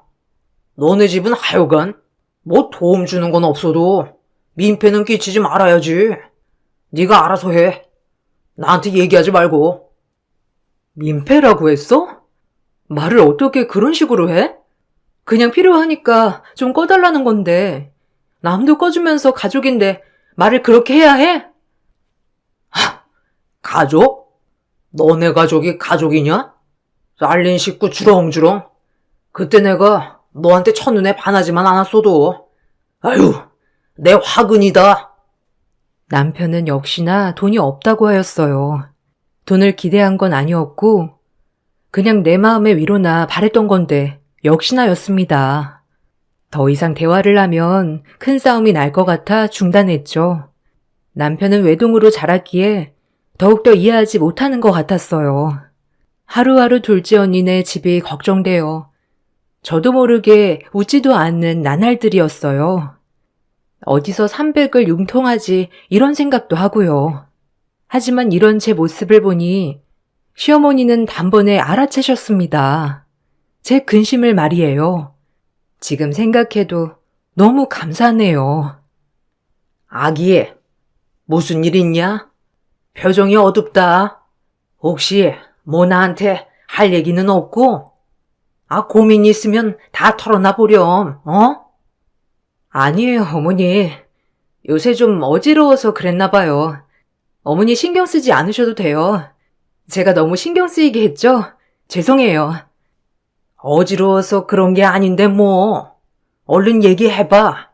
나한테 얘기 못할 게 뭐가 있냐? 친정엄마라고 생각해, 어? 절대 어머님한테는 말을 하지 않으려고 했지만 말씀드렸어요. 그리고 눈물이 터져 나왔습니다. 어느 하나 믿을 곳 없는데 시어머니만이 유일하게 제 말을 들어주셨으니까요. 시어머니는 묵묵히 저를 안아주시곤 그 자리에서 300만 원을 흔쾌히 주셨어요. 전 그 돈을 받고 엉엉 울었네요. 어머님은 갚지 않아도 된다며 이런 일 있으면 말해달라고 하셨어요. 저에게 가족이니까 어머님도 감사하다고 말이에요. 어머님의 바다 같은 깊은 심성에 또 한 번 감동했습니다. 그리고 다짐했어요. 평생 시부모님을 내 친부모처럼 모시겠다고 말이죠. 남편이 곁을 많이 내주진 않았지만 시부모님만 있다면 괜찮다고 말이죠. 그렇게 다짐했어요. 300이면 되냐? 혹시 더 필요한 건 아니고? 이런 일이 있으면 앞으로 숨기지 말고 말해. 알겠지? 엄마 속상하다. 감사해요, 어머님. 제가 이 은혜를 어떻게 갚아나가야 할까요? 어머님한테 받은 사랑이 너무 커서 제가 어떻게 해야 할지. 이렇게 옆에 있어주는 것만으로도 됐어. 우리 영식이 옆에 네가 있어서 얼마나 다행인지 몰라. 아들 하나 있는 거라고 금이야 오기야 키웠더니 딱 지밖에 모르거든. 누가 저 꼴 보고 살겠냐? 안 그러냐? 그나마 네가 옆에 있어서 안심이 돼. 고맙다. 시어머니는 제 존재 자체를 고마워하시는 분이었습니다. 그렇게 어머니에게 고마운 마음으로 살아가고 있을 때 아버님이 갑작스러운 병환으로 쓰러지셨어요. 거동도 하실 수 없게 되었고 요양원으로 모시자니 제 마음이 찝찝하여 집으로 모시게 되었어요. 그리고 그때부터 제가 병간호를 시작하였고요. 어머님은 간병인을 모시자고 하였지만 아버님 어머님께 받은 사랑 조금이라도 보답해드리고 싶어 가시는 동안 제가 지극히 모시고 싶었네요. 전 그렇게 병간호를 하기 시작했어요. 몸도 안 좋아지셨는데 치매까지 온 아버님을 케어하는 건 쉽지 않았지만 그래도 제 친정 아버님이라고 생각하며 모셨습니다. 그렇게 병간호에 열중하고 있을 때 제 남편은 점점 밖으로 나돌기 시작했어요. 그리고 그 슬픔은 고스란히 제 몫이 되었죠. 남몰래 눈물을 삼켰어요. 어젠 왜 안 들어왔어? 요즘 외박이 잦은 거 아니야? 아버님 몸도 안 좋으신데 어쩜 그리 밖으로만 나돌아? 내 말이 틀려? 짱알짱알 대지 마라. 네가 남자들 사업에 대해서 뭘 알아? 그래도 남자가 뭐라도 해야지. 집에 재산이 있겠다. 돈 대줄 부모가 있는데 어떻게 가만히 있어? 아무것도 모르면 넌 그냥 가만히 있어. 왈가왈부하지 말고 돈 대줄 거 아니면. 무슨 말이 그래? 지금 하고 있는 사업이 어떤 종류인지는 내가 알아야지. 자기 돈 날린 게 어디 한두 번이야? 아무리 어머님이 돈을 다 대주신다고 하지만 그래도 제대로 해야 할 거 아냐. 아들 하나인데 어머님 마음이 어떻겠어? 그러니까 정신 좀 차려. 지금 아버님 몸도 안 좋으셔. 너보다 내가 우리 엄마 아빠 더 잘 챙겨 알아? 그래봤자 네가 며느리지 뭐 별거 있냐? 넌 남이야. 그냥 집에서 아버지나 잘 모셔. 내가 미쳤지. 당신 같은 남자 뭐 볼 거 있다고 결혼을 하다니. 어머님 아버님 아니었으면 넌 진짜 바로 이혼감이야. 알아? 남편은 제가 저렇게 말을 해도 늘 무시하였죠. 항상 바깥 생활을 중시하던 남편이었기에 아버님이 아프셔도 신경 쓰지 않았어요. 그런 저는 남편이 밖으로 돌았지만 아버님을 모셨어요. 그런 저에게 어머님은 정말 미안해 하셨지만 그동안 주신 사랑이 너무 컸기에 당연한 도리라고 생각했고요. 그렇게 아버님의 대소변까지 받아내며 병간호를 했습니다. 그리고 아버님은 제 손에서 눈을 감으셨죠. 친정 아버지가 돌아가신 것만큼 슬펐어요. 그리고 어머님은 저에게 또 한 번 고마워하셨고요. 고맙다, 에미야. 네가 잘 모셔준 덕분에 네 아버지 집에서 편하게 쉬다 돌아가셨어. 요양원에 있었으면 그 차가운 데서 가족들도 다 못 보고 돌아가셨을 텐데 돌아가시는 순간까지 네가 옆에 있어줘서 얼마나 든든한지 고맙다 정말. 아니에요 어머님. 제가 할 도리를 한 걸요. 이제 어머님도 제가 잘 모실게요. 그러니까 걱정 마세요 어머님. 어머님은 저에게 고맙다고 하였고 저 역시도 마찬가지로 어머님께 늘 고마운 마음이었습니다. 아버님이 돌아가시고 시간이 지난 뒤 저는 임신을 하였어요. 그리고 멋진 사내 아이를 낳았고요. 시어머니는 몸조리조차도 친정 어머니만큼 해주셨네요. 덕분에 아들을 낳고 산후조리는 확실하게 하였죠. 아이를 낳아 이제 남편이 조금 제정신을 차리나 싶었지만 역시나 아이가 있어도 남편은 밖으로 나돌았어요. 이젠 사업뿐만 아니라 여자도 만나는 것 같았어요. 매일 저녁엔 술 냄새에 와이셔츠에 여자 화장품을 묻혀놓는 일도 허다했죠. 시어머님 모시고 살면서 더 이상 큰 소리를 내면 안 될 것 같아 많이 참았지만 이젠 한 아이 아빠, 가장으로서 그렇게 살면 안 될 것 같았어요. 그래서 더욱더 다그쳤고 저희 그런 모습에 남편은 더 밖으로 돌았죠. 이 화장품 묻은 옷 뭐야? 하다하다 바람도 피우니? 아니 여자가 없을 수 없지. 그렇게 돈을 펑펑 써대고 다니는데 안 그래? 남자가 사업을 하다 보면 좀 여자도 만날 수 있는 거지. 집에서 노는 네가 뭘 알아? 네가 뭐 아는 게 있냐? 뭐? 지금 당신이 잘했다는 거야? 우리 이제 민철이도 있잖아. 당신 정말 정신 차려야 해. 언제까지 어머니가 건강하실 것 같아? 정말 재산 말아먹으려고 작정했어? 벌어오는 돈은 없는데 써대는 돈은 많고 여자나 만나고 다니고 애가 뭘 배우겠어? 이게 진짜 선 넘네? 오갈 데도 없는 거 불쌍해서 얼굴 하나 믿고 결혼해줬더니 나를 훈계해 네가? 뭐? 나한테 할 말이 그게 다니? 여태껏 너랑 결혼해서 아버님 어머님 말고는 당신 때문에 행복한 적 단 한 번도 없었어. 결혼해서 집에서 최대한 당신 내조에 어머님 아버님 최대한으로 모셨고 아이도 낳았어. 이런 내가 당신한테 이렇게 할 말도 못해? 말을 말자. 무식한 너랑은. 솔직히 너랑은 대화가 안 돼. 그리고 너를 보면 영감도 안 떠오르고. 사업가는 영감이 생명인데. 남편에게 상처받고 하염없이 울고 있을 때도 절 달래준 건 시어머니였어요. 시어머니는 남편의 모든 것을 본인이 잘못했다고 하였죠.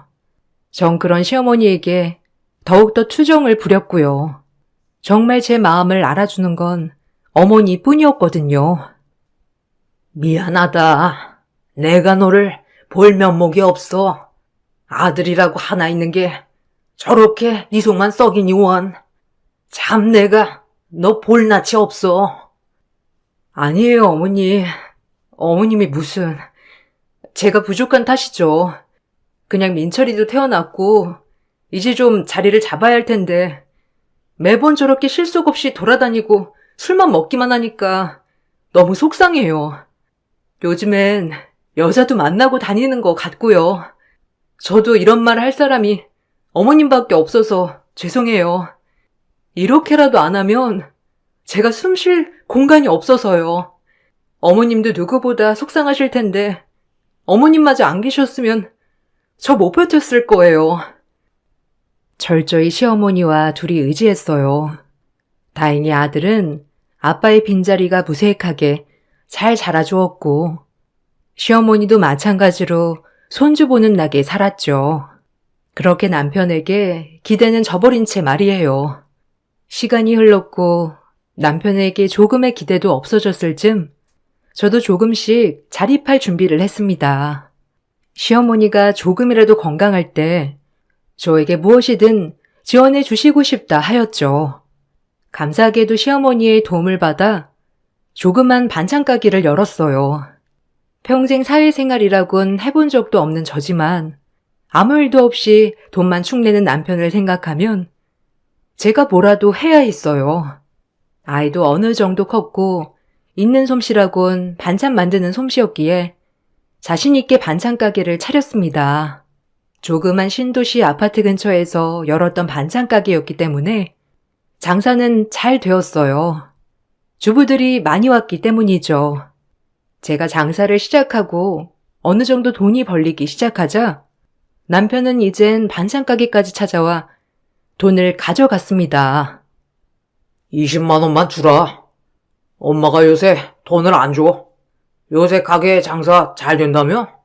네 돈이 내 돈이고 그렇지. 여기서 빼간다. 여기가 어디라고 와서 돈을 달래? 뭐하고 다니는 거야? 남편 노릇은 못하더라도 애아빠 노릇은 해야 할 거 아니야. 안 그래도 오늘 민철이나 데리고 맛있는 거 사주려고 하는 거야. 오랜만에 아빠 노릇 하려고 하는데 왜 그러냐? 그리고 어차피 가게도 우리 엄마가 차려준 거 아니야. 그러니까 내 돈이지. 나 이제 외동 아들인 거 몰라? 네가 날 안 만났으면 어떻게 누리고 살 수나 있겠냐? 서방복은 없어도 돈복은 있다니까 하여간.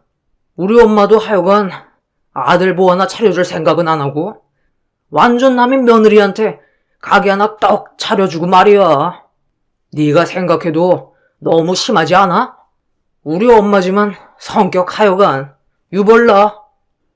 어머님이 오죽하면 그러시겠어?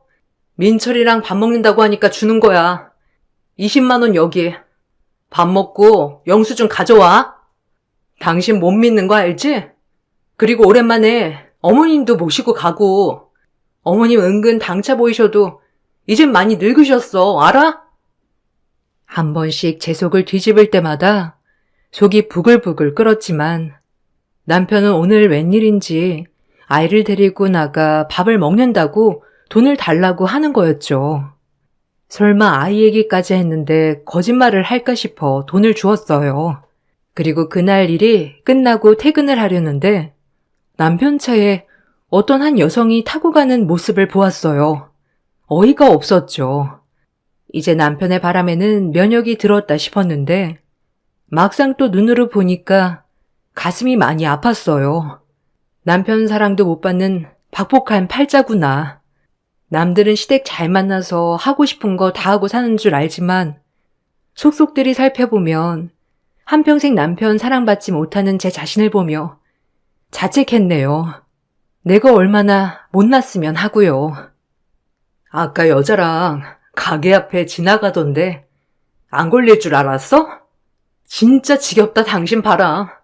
민철이 데리고 저녁 먹는다며. 아들을 팔아? 그냥 지나가는 바람 아니야. 진지한 관계야.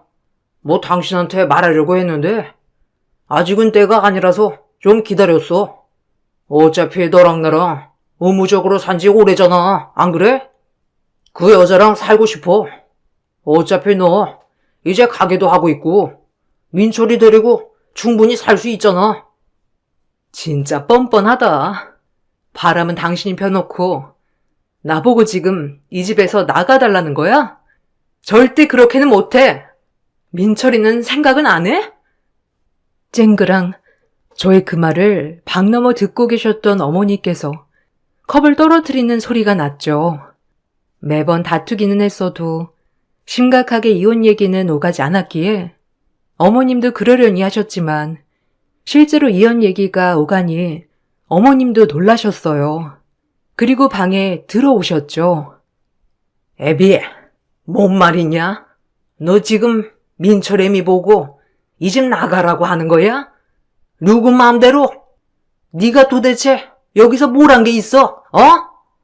애미 20대 초반 어린 나이에 시집 와서 나랑 네 아빠 모셔. 네 아빠 평수발 다 들고 이제서야 민철이 하나 잘 키워보겠다고 매일 반찬 냄새 맡아가며 뼈 빠지게 일하는데 네가 어떻게 애미한테 그런 말을 해? 내 배로 나왔지만 네가 사람이냐? 어? 아, 엄마. 아들은 좋아요. 그만하세요. 이제 아들도 행복하게 살고 싶다고요. 아들이 행복이 중요하지 않아요, 엄마? 뭐? 행복? 말이면 단 줄 알아? 그동안 하고 싶은 거 다 하고 살았잖아. 아니야? 근데 이제 와서 나보고 이 집을 나가달라고? 내 눈에 흙이 들어와도 안 된다. 이혼은 정신 차려, 이 녀석아. 언제쯤 정신 차릴래? 어? 이제 이 아빠 돼가지고, 아유. 어머님은 충격을 받으셨는지 그 자리에서 쓰러지셨어요. 남편과 저는 놀란 나머지 얼른 어머님을 모시고 병원으로 향했죠. 병원에서는 어머님 연세도 있고 하셔서 충격받아 쓰러지신 거라고 했어요. 어머님을 퇴원시켜 집으로 모신 뒤 이렇게 쓰러지게 한 게 제 잘못인 것 같아 하염없이 후회만 밀려왔습니다. 남편은 어머니가 쓰러지자 이때다 싶었는지 재산을 차지할 생각만 했어요. 어머님, 죄송해요.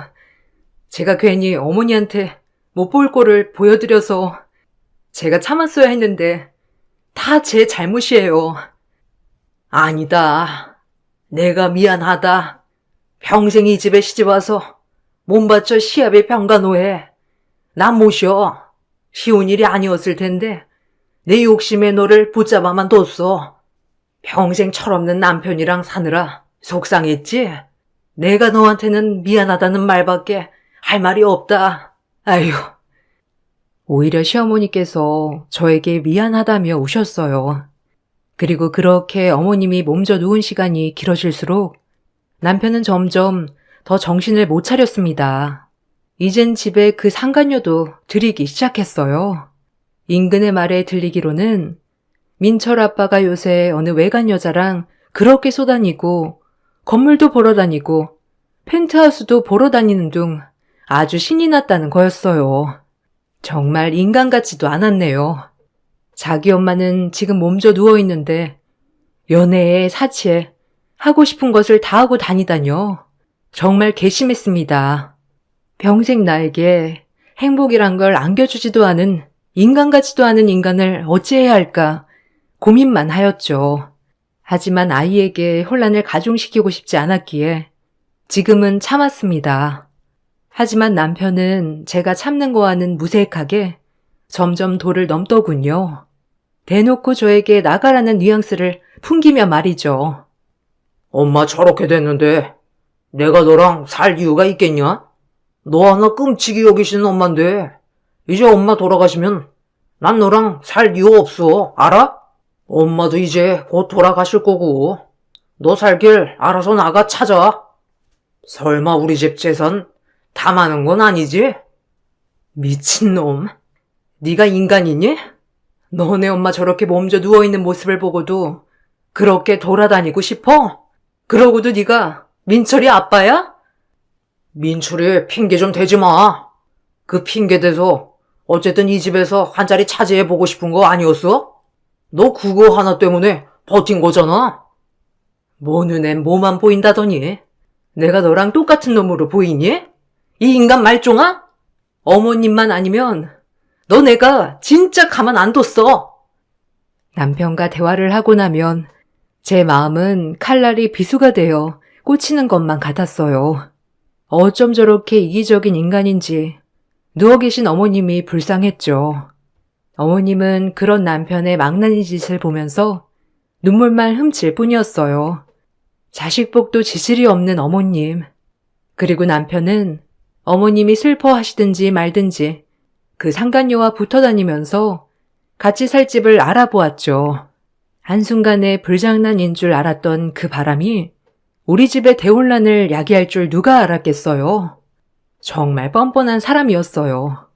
어머님은 모든 걸 아시고 더 이상 말씀도 없으셨습니다. 본인의 몸이 너무 노쇠해진 탓인지 예전의 기량도 안 나오셨거든요. 어머님이 참으로 안타까웠죠. 이혼 도장 찍으라니까. 어차피 엄마 곧이야 이제. 엄마 돌아가시면 알아서 찍어야 할 텐데 왜 이렇게 버틴겨? 그 반찬 가게라도 지키고 싶으면 도장 찍어. 그리고 민철이도 네가 키우던지. 어차피 헐몸이어야 새 출발하기도 편하지. 뻔뻔하긴 짝이 없는 놈. 이혼은 내가 알아서 할 거야. 그러니까 네 입에서 뻔뻔하게 꺼내지 마. 평생 불륜남녀 소리 듣기 싫으면. 이젠 진짜 너랑 살 이유가 없다. 나도 내 행복 찾아야지. 우리 예쁜이랑 살 집도 알아봤어 이미. 넌 그냥 몸만 나가면 돼. 어차피 이 집에서 누렸던 것들 다 우리 엄마 덕에 누리고 산 거 아니야? 그러니까 그냥 몸만 나가. 내가 할 말은 이거야. 전하의 배은망덕한 놈. 한평생 언제 정신 차리려나 했는데 이젠 너한텐 기대도 없다. 아들 하나 있는 거라고 언제쯤 괜찮아질까? 이제는 좀 철들었나? 기다린 세월만 한평생이다. 내가 죽어서도 애미한테 미안해서 어떻게 눈을 감어? 네가 사람이야? 엄마는 빠져요. 남한테 왜 그래 도대체? 내가 엄마 자식이지. 얘가 엄마 딸이야? 내가 얘랑 살기 싫다고. 나도 사랑하는 여자랑 살 거라고. 남편은 이 말만은 내뱉고 또다시 집을 나가버렸어요. 아마 상간녀를 만나러 간 모양이었죠. 그리고 어머닌 무슨 결심을 해 보이는 것 같았어요. 전 계속 반찬 가게를 나가며 어머님의 병간호를 병행했죠. 그로부터 얼마 후 어머님이 모든 친척분들을 모아놓고 중대한 발표를 하신다고 하셨죠. 저와 제 아들 그리고 남편까지 꼭 이 자리에 참석하라며 신신당부를 하였어요. 전 일을 끝내고 얼른 집으로 향했습니다. 그곳엔 남편과 상간녀도 와 있었고요. 기가 막혔네요. 이제 모든 친척들 앞에서 이 여자가 본인의 여자인 것처럼 공표하려고 데리고 온 모양이었어요. 어머님 그 모습을 보고 아무 말씀도 안 하셨죠. 어머, 아직도 안 나가셨어요? 우리 오빠가 말했다고 하던데. 이제 주인은 나라고. 저 오빠랑 같이 살 집도 알아봤어요. 얘기 들으셨죠, 형님? 어마어마한 펜트하우스예요. 형님, 그동안 고마웠어요. 이제 뭐 일선에서 물러나라고 해야 하나? 뭐? 형님? 뻔뻔하기 짝이 없는 년 같으니라고? 그러니까 유부남 꼬셔 죄책감도 없이 여기까지 따라왔겠지. 안 그래? 끼리끼리라고? 김영식이랑 너 아주 잘 어울려. 한 쌍의 원앙 같았고. 언젠가 다 돌려받을 거야. 알아? 남의 눈에 눈물 내고 잘 사나 보자고. 친척들은 웅성웅성 그 상간녀와 남편 그리고 저를 보고 쑥덕거렸습니다. 아주 정말 별 광경이었죠. 전 혹여나 아들이 상처받을까 아들을 방으로 올려보낸 뒤 그 자리에 앉았어요. 그리고 어머님은 입을 떼셨죠. 그 이야기는 아주 놀라울 만한 이야기였네요. 내가 생각을 해봤어. 그동안 내가 어떻게 살아왔는지. 여기 있는 모든 사람은 다 알 거예요. 이제 내 생이 얼마 남지 않은 것 같아 죽기 전에 유언을 좀 하려고 합니다. 내가 죽고 유언장만 남길 수도 있었으나 꼭 맨정신에 살아생전에 하고 싶었어요. 어머님, 무슨 그런 말씀을 하세요. 유언이라뇨. 그리고 아직 살 날이 많으신데 그런 말씀 마세요. 아셨어요? 넌 조용히 해. 이 집에서 네가 무슨 할 말이 있다고? 그래 엄마. 이왕 물려주기로 한 거 있으면 빨리빨리 물려줘요. 어차피 줄 거 지금 주면 좋잖아. 안 그래요? 이제서야 우리 엄마가 내 말뜻을 잘 알아들으셨네. 고마워요 엄마. 내가 이제 잘 모실게. 시어머니의 말이 떨어지기도 전에 넙죽 감사하다는 남편을 보며 착잡했습니다. 언젠가 이혼은 해야겠지만 정말 때가 다 된 것 같았거든요. 하나밖에 없는 아들, 이제라도 사랑하는 여자랑 같이 살게 하려고 하시나 보다 했어요. 어머님이 어떤 말씀을 하시던지 그냥 저는 받아들일 준비를 했습니다. 전 어머님의 사랑을 평생 받았으니 그걸로 되었다 싶었죠. 어머님이 무슨 말을 하더라도 겸허히 받아들일 준비를 하였어요. 그것이 어머님 마음을 편하게 할 수 있다면요. 넌 내가 빨리 죽기를 바라는구나. 아들 하나 있는 거라고 이렇게밖에 못 키운 다 내 불찰이다. 그저 오냐 오냐. 언젠간 철들겠지. 조금은 나아지겠지 한 게 벌써 51년이니. 다 내 죄가 커서 그렇다. 애미야, 미안했다. 그리고 내가 할 말은 건물 땅 할 거 없이 모든 현금 재산 70억을 우리 민철이랑 애미한테 물려줄 거다. 그리고 너랑 저 환양녀는 당장 나가. 이제 내 아들 아니야. 여기 있는 모든 사람들 다 들으세요. 김영식은 이제 내 아들 아닙니다. 오로지 내 자식은 며느리 이순이와 김민철이에요. 모든 재산은 민철이랑 애미한테로 갈 거고요. 이미 변호사 통해 공증을 다 받아놓은 상태예요. 그러니까 모두들 그렇게 알고 계세요. 시어머니의 말이 떨어지기 무섭게 친척들은 웅성웅성 난리가 났죠. 저조차도 어안이 벙벙했습니다. 남편에겐 한 푼도 물려주지 않는다고 말이에요. 그 말이 끝나기가 무섭게 상간녀는 남편에게 소리를 질러댔죠. 정말 우악스럽기 짝이 없었어요. 이게 뭔 소리야? 오빠, 재상상속 다 오빠가 받는 거 아니었어? 내가 못 살아 정말. 그럼 땡전 한 푼 없는 그지였잖아. 그 말이 끝나고 남편의 뺨을 날리는 상간녀. 보고 있는데 어찌나 우습고 속이 시원하던지 악역들의 말로였죠. 남편은 길길이 날뛰기 시작했고 시어머니는 정말 눈 하나 깜짝하지 않았어요. 그리고 제 눈엔 감사의 눈물이 흘렀습니다. 아무것도 없는 며느리 예쁜 사랑으로 받아주시고 한평생 아들보다도 저를 더 위해주셨던 어머니. 정말 뭐라 말을 할 수가 없었습니다. 엄마, 제정신이야? 노막 난 거 아니야? 아니 이거 정신감정 받아봐야 하는 거 아니냐고? 어떻게 생판남한테 재산을 줘? 난 속았어. 오빠한테 완전히 속았다고. 내 인생 책임져. 다음 달에 결혼할 거라고 다 말해놨는데 거지랑 어떻게 결혼을 해? 닥쳐라. 너 이제 내 자식도 아니야. 내가 죽든지 말든지 아주 내 재산 탕진할 생각이나 하고 다니고 그게 내 자식이라고 할 수 있어? 한평생 민철 어미한테 봉양받고 살았다. 네 아비 마지막 하는 순간까지도 민철 애미가 걷었어, 알아? 이 은혜도 모르는 놈, 나가 이제! 시어머니의 말에 남편은 집을 나갔습니다. 그리고 시어머니는 남편이 나가는 문을 한참 쳐다보다 저를 꼭 안아주셨네요. 네가 내 딸로 태어났어야 하는데 그래도 이렇게 꼭 옆에 있어줘서 고맙다 아가야. 내가 해줄 건 이런 거밖에 없어. 아들 교육 잘못 시켜 평생을 마음 아파 지냈지? 내가 하느라고 했는데 혹시나 네 마음에 상처되지 않았을까 늘 걱정했다. 항상 고맙고 미안하다 애미야. 그리고 우리 민철이 예쁘게 키워줘서 너무 고마워.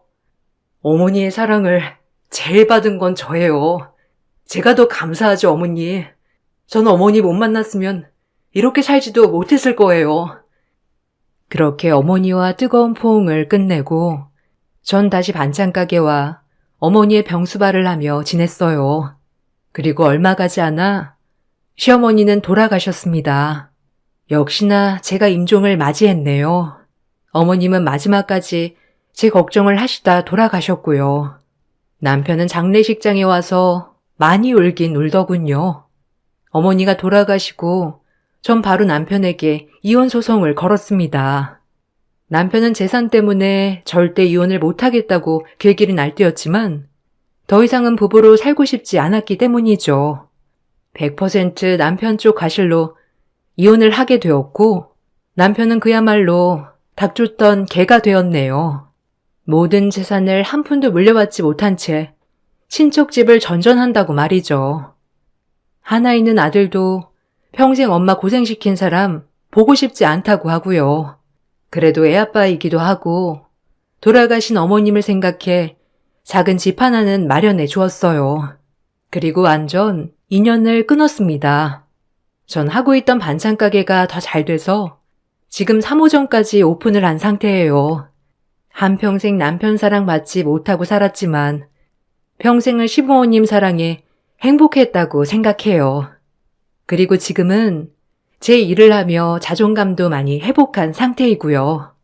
이 글을 쓰다 보니 돌아가신 어머님이 더욱더 그립네요. 이만 마치겠습니다. 긴 글 읽어주셔서 감사합니다.